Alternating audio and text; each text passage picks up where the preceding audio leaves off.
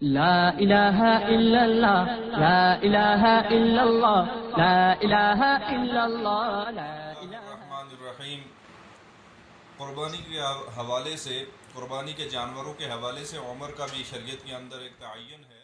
کہ کتنی عمر کا جانور ہو تو اس کی قربانی کرنا جائز ہے، اور کتنی عمر کا ہو تو اس کی ذہن نشین رہے کہ بڑے جانور جو ہیں، بڑے جانوروں سے مراد یہاں چونکہ بھینسا یا گائے، بیل وغیرہ کی قربانی دی جاتی ہے، تو ان کی عمر میں مسنہ ہونا یعنی 2 سال کا ہونا یہ شرط ہے کہ 2 سال کا جانور ہو۔ 2 سال سے کم کا اگر ہے، ایک دن بھی کم کا ہے تو پھر اس کی قربانی نہیں ہوگی۔ اور یہ بھی ہوتا ہے بسا اوقات کہ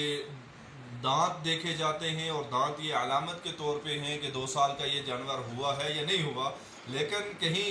ایسا ہو کہ عمر تو پوری ہو اور اس کے دانت نہ نکلے ہوں، تو ایسی صورت میں بھی قربانی جائز ہے۔ یہاں عمر کا مکمل ہونا 2 سال کا یہ ضروری ہے، دانتوں کا گرنا یا نکلنا یہ اس کے لیے صرف علامت کے طور پہ ہوتا ہے، کہیں اگر نہیں ہو رہا کسی جانور کا تو یہ کوئی ضرور۔ جو چھوٹے جانور ہیں جن میں صرف ایک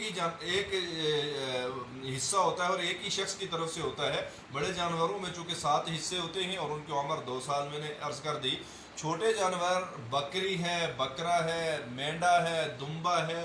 بھیڑ ہے، یہ ان کے لیے حکم یہ ہے کہ 1 سال کے ہوں، 1 سال کے ہوں تو ان کی قربانی ہوگی۔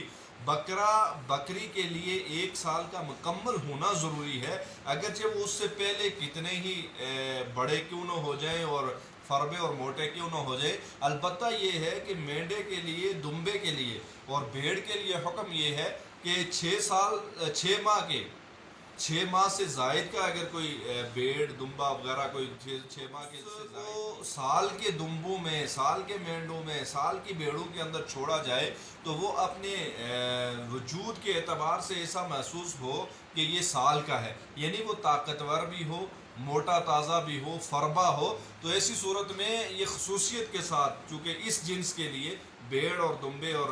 مینڈے وغیرہ کے لیے حکم یہ ہے کہ وہ 6 ماہ سے زائد کا ہو اور موٹا تازہ ہو تو اس کی قربانی جائز ہے۔ باقی جو ہے عمر کا جو تعین ہے وہ ایک دن بھی اگر کم ہو تو اس کی قربانی آسان طریقہ یہ ہے کہ گزشتہ سال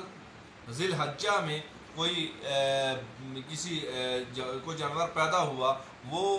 یہ چھوٹے جانوروں میں سے اس سال ذی الحجہ میں جا کر کے وہ پورے سال کا ہوگا۔ اگر وہ 10 ذی الحجہ کو گزشتہ سال کا ہے تو اس سال جو 10 ذی الحجہ کو اس کی سال پوری ہو جائے گی، یا 11 ذی الحجہ کو پیدا ہوا گزشتہ سال، اس سال 11 ذی الحجہ کو اس کی سال پوری ہوگی، تو 12 ذی الحجہ کو پیدا ہوا تو 12 ذی الحجہ کو اس کی سال پوری ہوگی۔ اب اگر 13 یا 14 ذی الحجہ کو پیدا ہونے والا بکری کا بچہ یا اسی طرح بھیڑ وغیرہ کا، اس کی قربانی اس سال نہیں ہو سکتی۔ بھیڑ وغیرہ کا تو میں نے عرض کر دیا کہ وہ اگر فربا موٹا ہو جائے گی، لیکن بکری بکرا وغیرہ وہ اس سال نہیں ہوگی، چونکہ وہ 10، 11 اور 12 3 دن قربانی کے دن مکمل نہیں ہے، اس لیے اس کو